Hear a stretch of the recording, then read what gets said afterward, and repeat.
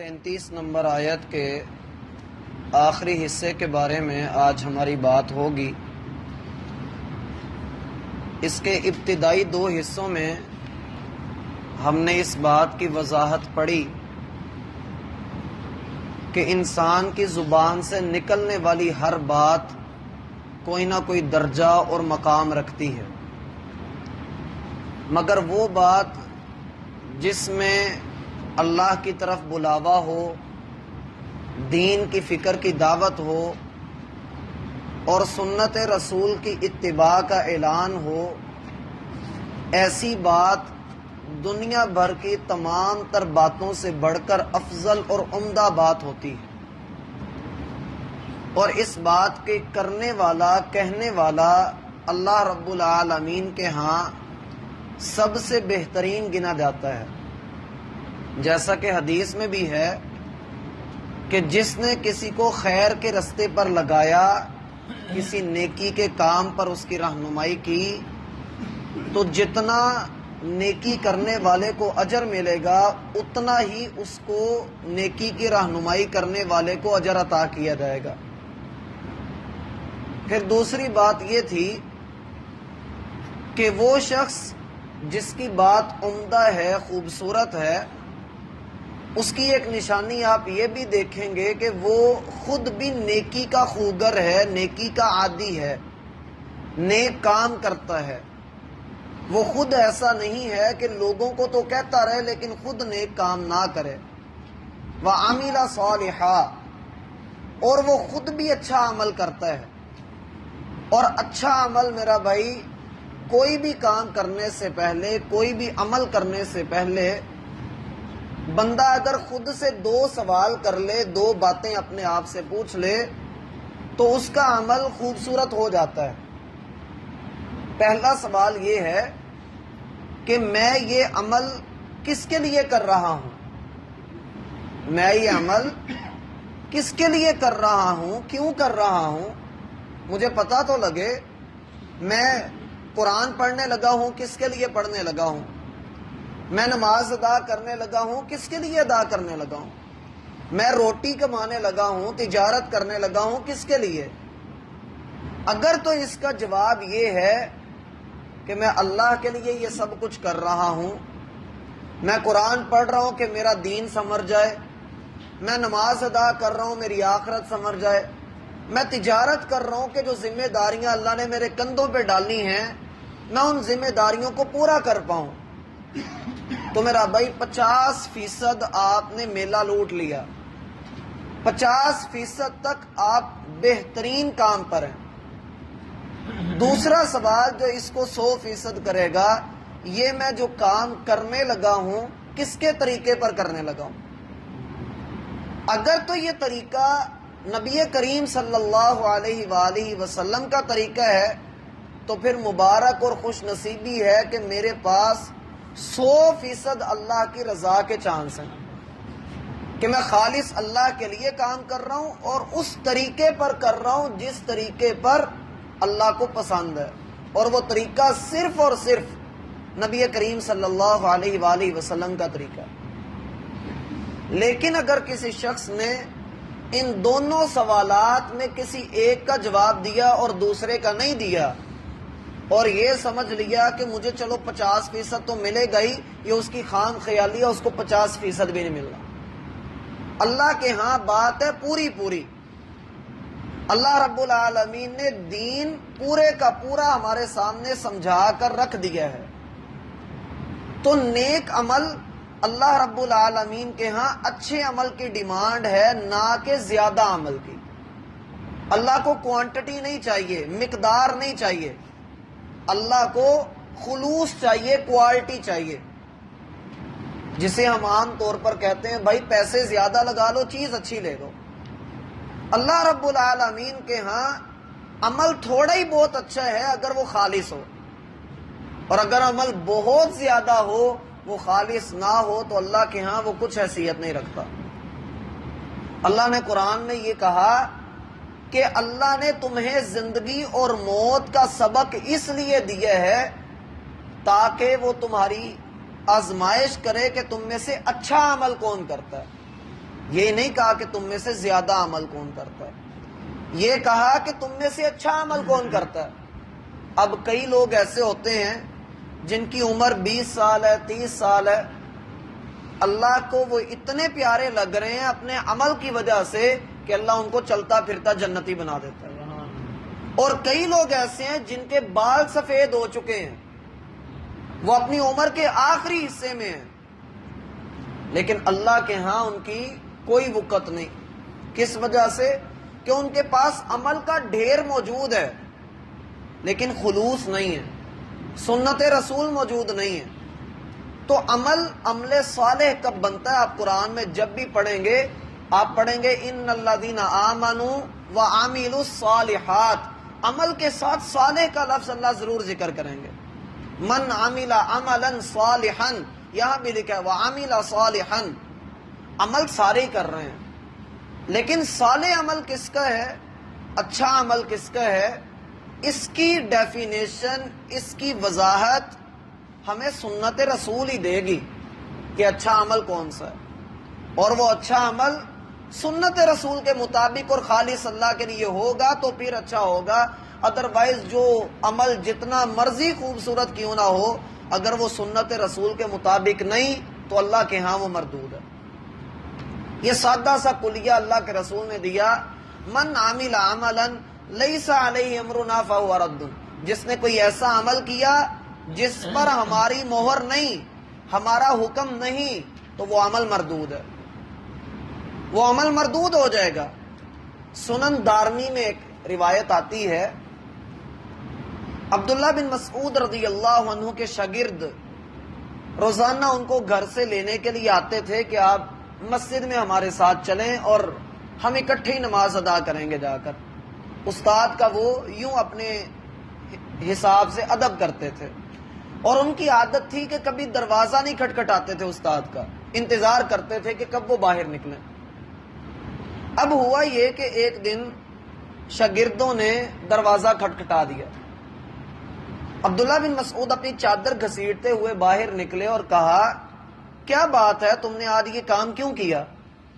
انہوں نے کہا کہ استاد محترم آپ مسجد میں آئیں اور آپ دیکھیں کہ وہاں پر کچھ لوگ گروپ بنا کر بیٹھے ہوئے ہیں، ٹولیاں بنا کر بیٹھے ہیں، اور ایک آدمی ان کو کھڑا ہو کر یہ کہہ رہا ہے حللوا مئۃ تحلیلہ، 100 مرتبہ لا الہ الا اللہ پڑھو، اور سامنے ان کے چھوٹے چھوٹے بجری کے ٹکڑے پڑے ہیں، وہ اس کے اوپر 100 مرتبہ لا الہ الا اللہ پڑھ رہے ہیں۔ پھر دوسری ٹولی کو کہتا ہے حللوا مئۃ کبروا مئۃ تکبیرہ، 100 مرتبہ اللہ اکبر پڑھو۔ تیسری ٹولی کو کہتا ہے سبحوا مئۃ تسبیحہ، 100 مرتبہ سبحان اللہ کہو۔ اس طرح سے وہ لوگوں کو ذکر کرنے کی ترغیب دے رہا ہے۔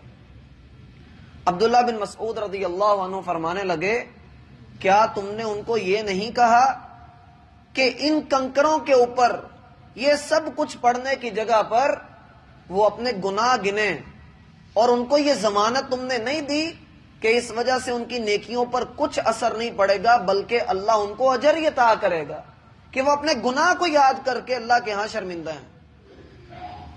عبداللہ بن مسعود رضی اللہ عنہ کے شاگردوں نے کہا کہ استاد جی ہم نے یہ بات ان کو نہیں کہی۔ عبداللہ بھاگے مسجد کی طرف اور جا کر انہوں نے ان سارے لوگوں سے کہا جو ٹولیاں بنا کر بیٹھے تھے اور جو ایک آدمی ان کا سرغنہ ان کو یہ بات کہہ رہا تھا۔ عبداللہ بن مسعود رضی اللہ عنہ کہنے لگے میں تمہیں ضمانت دیتا ہوں ان کنکروں پر تم یہ سب کچھ پڑھنے کی بجائے اپنے گناہ شمار کرو، تمہاری نیکیوں پر کچھ اثر نہیں پڑے گا۔ پھر انہوں نے تاریخی جملہ کہا، انہوں نے کہا اللہ کی قسم ابھی تو رسول اللہ صلی اللہ علیہ وآلہ وسلم کے استعمال والے جو برتن تھے وہ نہیں ٹوٹے، جو کپڑے آپ کے بدن پر تھے جو آپ پہنا کرتے تھے ابھی تو وہ بوسیدہ نہیں ہوئے، اور تم نے دین میں نئے نئے کام ایجاد کر لیے، نئی نئی بدعات گھڑ لی۔ اور یہ بات وہاں پر انہوں نے ان لوگوں کو روک دیا، تو ایک آدمی ان میں سے کھڑا ہوا اور کہنے لگا عبداللہ ہمارا ارادہ تو خیر کا ہے، ہم تو نیکی کا کام کر رہے ہیں۔ تو عبداللہ بن مسعود رضی اللہ عنہ کہنے لگے اگر یہ نیکی کا کام ہوتا تو پھر محمد الرسول اللہ نے ایسا کیوں نہیں کیا؟ ہمیں کیوں نہیں آپ علیہ الصلوۃ والسلام نے ایسا کام کرنے کا حکم دیا؟